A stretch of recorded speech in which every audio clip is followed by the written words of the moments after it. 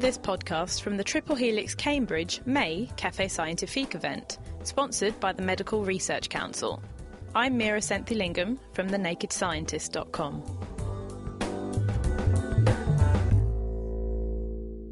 This month's Café Scientifique looked into the growing concern of obesity, something which is greatly affecting the developed world. And the area investigated was the role of our genes. Event speaker Dr. Giles Yeo from the Institute of Metabolic Science at the University of Cambridge asked the question, are my genes to blame when my genes don't fit?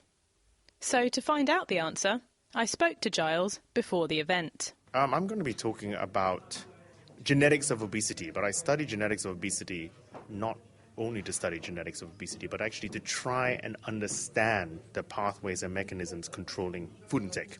And if you know and understand the pathways controlling food intake, then maybe we can begin to try and tackle the problems we have with obesity today. Now, what is the current occurrence of obesity here in the UK? I would probably say something like 20% of UK adults are probably considered obese.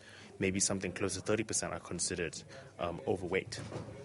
And so how do you set about looking into the possible genetics behind this obesity? There are actually two types of genetics to actually think about.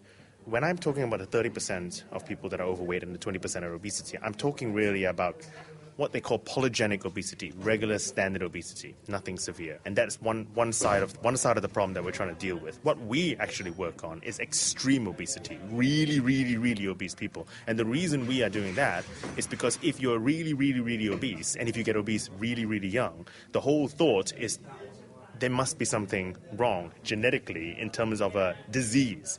And if we understand single genes that actually cause severe obesity, it's easy then to try and understand and identify pathways.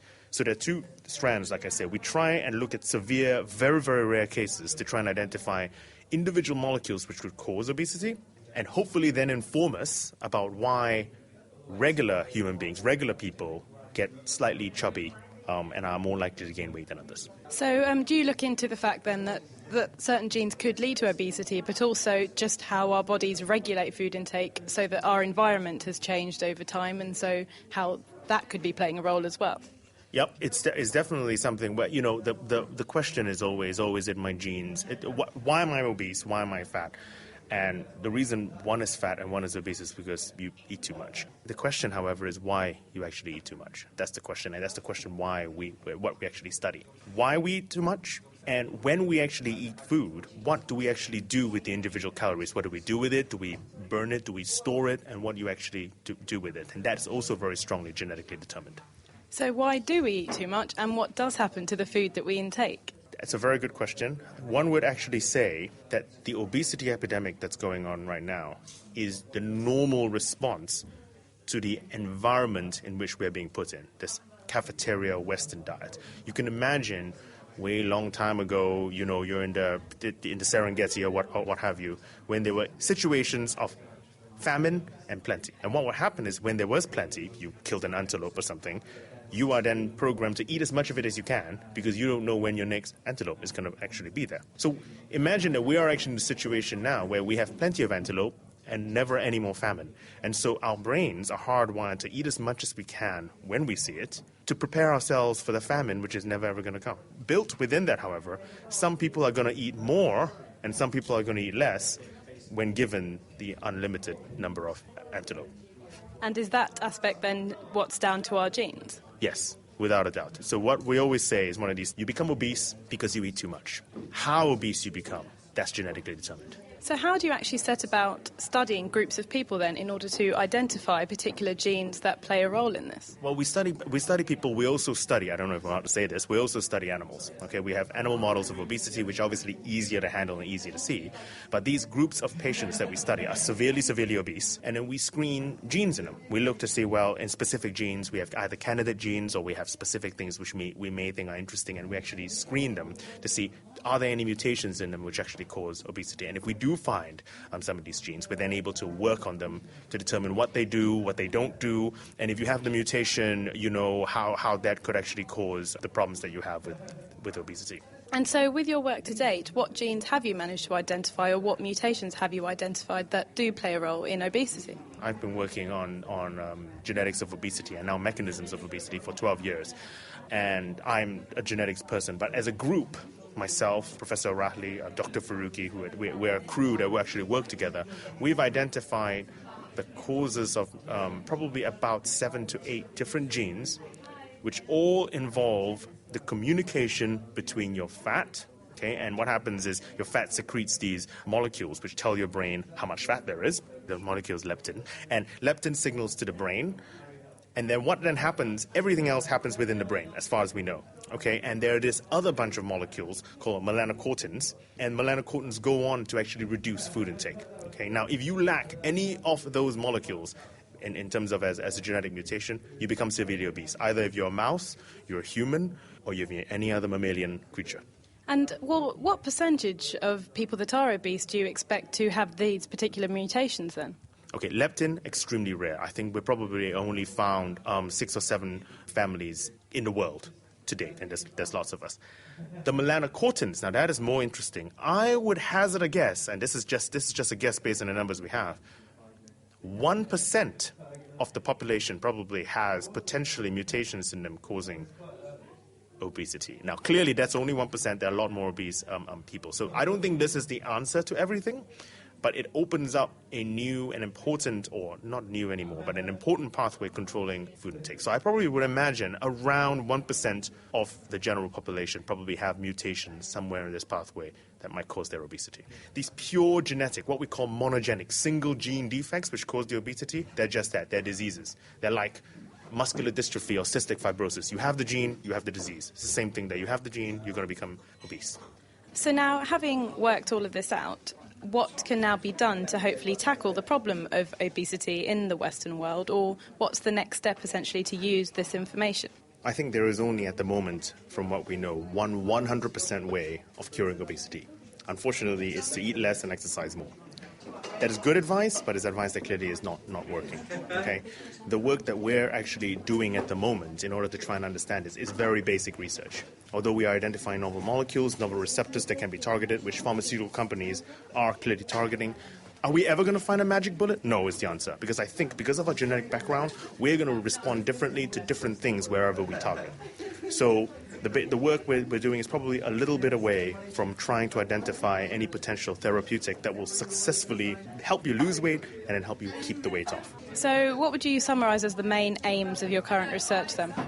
To better understand the pathways controlling food intake. Because until you actually understand it well, and we don't actually know it that well, we can't tackle problems with it. So that the main aim at the moment is still, we use obesity as a tool to study the pathways controlling food intake. But in order to understand the pathways controlling food intake, we can then turn back and see if we can actually handle obesity. That was Dr. Giles Yeo from the Institute of Metabolic Science at the University of Cambridge, discussing how, although environment plays a key role in our weight gain, the extent of our weight to the level of obesity could be down to our genes. Now, as usual, after the event, we opened up the floor to any audience questions. My dad's family strain were pretty skinny. My mother's strain were definitely obese. Okay, I came out somewhere about the middle, but through, I believe, I think I've got the message, social issues, my development has caused me to eat better, to eat far too much, and I've kind of grown beyond their type of environment, which when I was a kid caused me to be pretty trim, but now I'm a fat pig. There are a number of different issues there to answer, okay? I still will go. There are clearly going to be environmental changes. But if you actually, I don't know if you guys watch some of these documentaries that are there. And there was this story there of the twins that was split apart at birth for whatever reason, 2 very hyperactive American women. one of whom was raised as a carnivorous Catholic, and the other one was raised as a vegetarian Jew, okay? But they never knew each other. They were so-and-so and so-and-so. And then, one day on Oprah, they met, and there they were. Miss Carnivorous Catholic and Miss Vegetarian Jew were plus or minus a kilogram from each other. So what I would like to say is that, yes, I think there is going to be social and environmental factors in it, but the genes will actually inform you to a very large degree, not 100%, not 100%, okay, to how you respond to the environment and how much you are likely to eat. Remember, this is over a lifetime. However, you were born in the war. The intrauterine environment, what actually happens when you're in there? Now, you have to remember that when you're in the womb, you're also being exposed to environmental factors. Now, clearly, your mum's either eating well, not well. Is she smoking? Is she not? Is it scary? Is it stressful? In the war, it's stressful. In a war, it's stressful and you're not eating enough, okay? Right. So what happens is when you're in there, you might imagine that you would have evolved pathways to say, dude, this is not a good world I'm going to be being popped up into, okay? Even though the war happened over a fixed period of time and ended, thank goodness, right? And then out you plop, and then you are programmed to be a situation, okay, guys, tough world to live in here, okay, there's not going to be a lot to eat, it's going to be really stressful. And there is some level of adaptation beyond genetics. Now that is something where it is what they call the intrauterine programming that actually happens, which actually then mixes together with the genetics. It's part of the environment. And there is a study, for example, called the Dutch famine. Now this famine happened over, I think it was only 6 months. Don't quote me. I don't know exactly. About 6 months or 8 months or something like that. It was within the human gestational period. It happened just after the war, in which there was a famine, war-induced. Okay, the war had ended and there was a famine, and so there were a bunch of women who suddenly had their protein levels halved or something like that, and they were then able to follow these kids. Okay, compared to kids which were born after that small 6-month window where they were fine and healthy. And what happened was the kids who were intrauterine during that period of famine, so the mothers ate less and less protein, actually were more prone to getting obesity, diabetes, and what have you on a population level. Because they came out thinking, okay, I've been programmed to think this is a world that's going to be tough to live in. I'm going to need to be thrifty. I'm going to need to be efficient. Really, I'd like to expand on that last point. When you were talking about the role of genetics, you emphasised the influence on intake and how much people eat. But how much does genetics also influence things like metabolic rate and adjustment of metabolic rate when you increase your diet intake and so on? Okay, so if you actually take a look at energy expenditure as a whole, if you take energy expenditure and look at us, we can actually split that into 3 different types of energy expenditure. Okay, there's basal metabolic rate, what we need to survive and kick about. It's a rate we can't do anything about, okay, because it's genetically predetermined.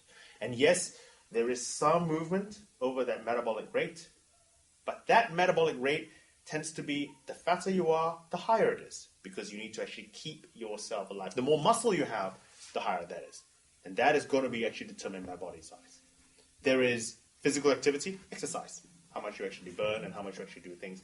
And then there is diet or cold-induced thermogenesis, which means that if you eat, you start to sweat, okay? Your body starts to warm up in order to actually do the deal. Or if you're cold, you actually start to shiver more. And those are the 3 major types of energy expenditure. We can only modify one of that, and that is physical activity, okay?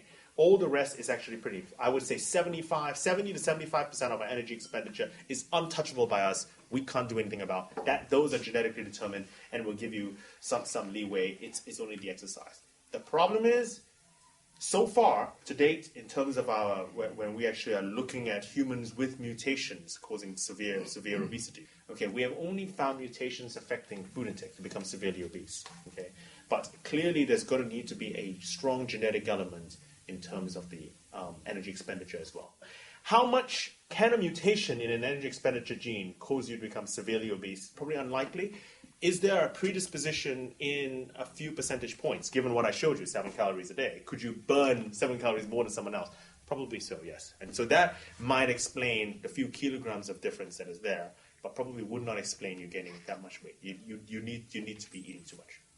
Would you like to comment on the fairly recent research in Sweden where the grandchildren of a generation that survived or endured famine were found to be more prone to obesity than their parents.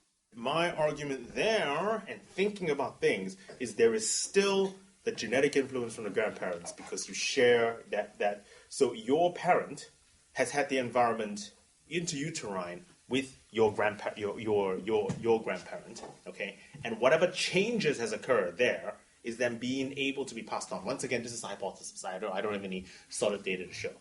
But you cannot imagine that a great-grandchild in which that has happened, the effect is gonna be there anymore. So my answer to that, in which this is just a hand-waving exercise because I don't know what it is that is because they share the one person that was in the room, your mom or the daughter or the son, and that change has somehow managed to be passed on to the grandchild. No doubt there's a genetic influence in obesity and weight gain.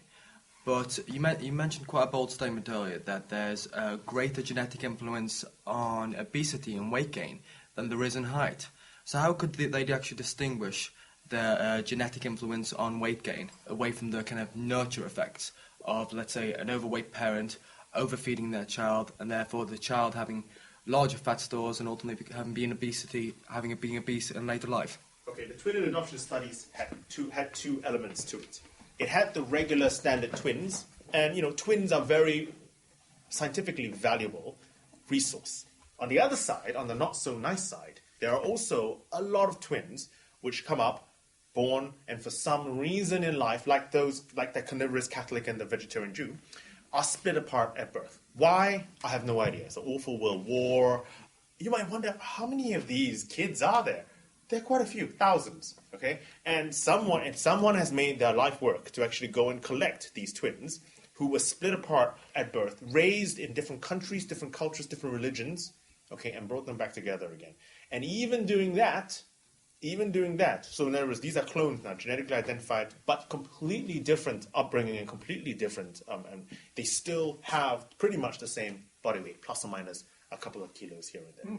And so that is the argument against that. Of course, then playing devil's advocate, they did share the same womb. So how much of that was actually predetermined in the womb? How do we control food intake? Now let's leave aside the genetics inside, just in terms of just straight biology. You can imagine, okay, there are going to be two major areas of your body, three major areas, who are very interested in what you've eaten, okay? There is the short-term control, the gut. Now clearly when you're actually eating, and your body is very, very well tuned and well designed to inform your brain what's going on as it goes down. So as food enters your esophagus, things will start happening. As it hits the stomach, your stomach actually not only knows there's stuff going in there, it knows the calorie content, it knows how much protein, fat, carbohydrates that's going in there, and it then starts secreting stuff to your brain. It'll say, okay, 200 calories, 50% fat, 20% protein, blah, blah, blah, okay? But nonetheless, that's what actually goes on. However, this is short-term. It regulates short-term food intake. And, as any government should know, trying to govern on short-termism is never good. And so you then need the balance of the long-term stores, which is your fat, which clearly doesn't disappear overnight, okay? Your fat's going to be there for months and months on end. That secretes leptin and other signals, informing your brain of a situation. So, okay, we're now in a situation where I've had 200 calories in my stomach, 50% fat, blah, blah, blah. I know I have right now 25% body fat, and then it does some complex algorithm. All of the signals to the brain, there's some complex algorithm that goes in there, which is where I spend my time, actually. I'm a north of the neck kind of guy. I look at brain control of food intake, and that is where the business end of controlling your food intake actually happens. Now, how much of this is genetically determined? I don't have time to go into. Leptin, I've given you examples, but there are other examples here which if you mutate, if you go in and go, okay, you end up being severely obese because you lack the ability to feel full. I have a question again about the height and weight and how inheritable they are. So I remember one professor of mine years ago was asked us to think what humans are selecting for. And I've kept this question in my mind, and the only thing I found evidence for was height. So apparently taller men are more likely to have offspring. So height is selected for in human evolution. So do you think, or there's some evidence for it, do you think that we're selecting for fatter people? Without a doubt. You see, the problem with height thing is when you're choosing partners and whatever, you're choosing, there's one very selfish reason Who's going to give me the offspring that will survive the most? Okay, height is one of them because they'll have ability to go after the antelope and what have you. Okay, ladies with the bigger bits and what have you for all the various reasons, hips so that stuff come out, and all kinds of things. But selection for the obesity keeps you alive. The problem is if the selection pressure is the famine, and every famine that comes along, it kind of goes, okay. Then what then happens? It's us who are able to actually pack in the food in order to survive. That's the selection pressure. When you're talking about the uterine environment, does this imply that, in fact, the influence of the mother on obesity is much greater than the genetic influence of a mother is much greater than the father? Yes, I think if you actually do the math in that way, biologically you share 50% of your genetic material, but the mother has the intrauterine environment. So I can understand a number of the syndromes, like Prader-Willi syndrome, is genetically determined, and children, let's say, don't express a certain degree of proteins or whatever, that results them in fundamentally becoming obese and having the desire for food. Is there some middle ground, whereby some people produce more of a certain hormone or more of a certain protein, and some people produce even more or even less than the other person? Yes, I think we are the middle ground, and I think that's what the situation is. Now, how much do we know about it is what we're actually studying. So, we have the major problem with trying to determine that is obesity is an endpoint in which you eat too much. The issue is why you eat too much, and I would argue that it is, for the vast majority of us, it's not one reason or another, but a whole host of different reasons, possibly rare reasons, in each of the individuals that, as a whole, actually gives this problem. So trying to identify the one or two or three things that happen is difficult. But yes, there is evidence, for example... I'll lead into one more question. Yeah. So at birth, if we can determine the concentration for a child of these certain levels of hormones and proteins, do you think it's feasible in the future to determine the ultimate weight gain or the acceptability of weight gain for that individual? You see, what you're talking about there is the $64 million gold nugget. The biomarker. So the question there is not only for babies, it's for us. Can you, from a simple test, blood or otherwise, say that this person is going to be this weight and therefore you need to do it? I would argue that we have a pretty damn good idea based on your parents. Now that is just my idea. Now how much you're going to, that clearly is entirely environmentally determined. But you can have a pretty good idea on whether or not a child is going to become obese or not based on how big the parents are. In terms of taking a blood test and doing, I think there are a lot of people trying to understand what circulating factors, the ratios and all the circulating factors, can that tell us anything in the future? I think a lot is known about what happens when you're obese and when you're not obese. Can we identify what the drug industry call biomarkers in order to do that? Not yet. Not yet. Is it possible? I don't know. So we can't quite say yet if we can predict at birth our likeliness to be obese. But it's certainly one way this knowledge could take us. But as Giles pointed out, this research itself is still in its infancy, and there's a lot more to find out. Now, after the event, I caught up with some audience members to find out their thoughts. I think I actually learned some new things about it. I think I had my opinion, but I wouldn't have thought that the influence of genes would be that high on things. Yeah. It's very interesting how they've got evidence to say that it is when you're feeling hungry, when you want to eat more food, it's probably linked to how things were when you were in a womb. I mean, that's very interesting. That's something I didn't know. I thought he gave a lovely lecture, very vibrant and absolutely terrific to listen to him. However, I did have a question.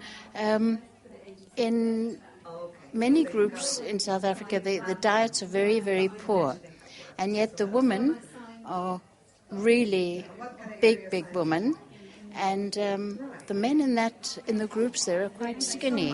Where do the genes come in here? But yes, I thoroughly enjoyed it and learned a few things I didn't know previously. Yeah, it was great, really good. He's a really great speaker and very enthusiastic and passionate and very funny as well, so nice talk, yeah. So thumbs up to Giles as a speaker, but perhaps still a few uncertainties about how much our genes really are to blame. Now that's pretty much it for this month's podcast, but before we go, here's one of the Café Scientifique organisers, Dr. Derville Glynn, to give us a heads up on what to expect next month. So next month we have Dr. Luke Clark from the Department of Experimental Psychology, and he will be speaking on gambling and the brain. And that will be on the 16th of June here at the Larkham Studio at the ADC at 7:30 p.m. And you can find out more about that event online at cafescientifique.org/Cambridge. So come along in June to find out more about the effects of gambling on our brains. It may perhaps be worth a visit if you're off on holiday to Las Vegas this summer. The Triple Helix Cambridge Café Scientifique is sponsored by the Medical Research Council, and this podcast was brought to you by me, Meera Senthilingam, from thenakedscientist.com.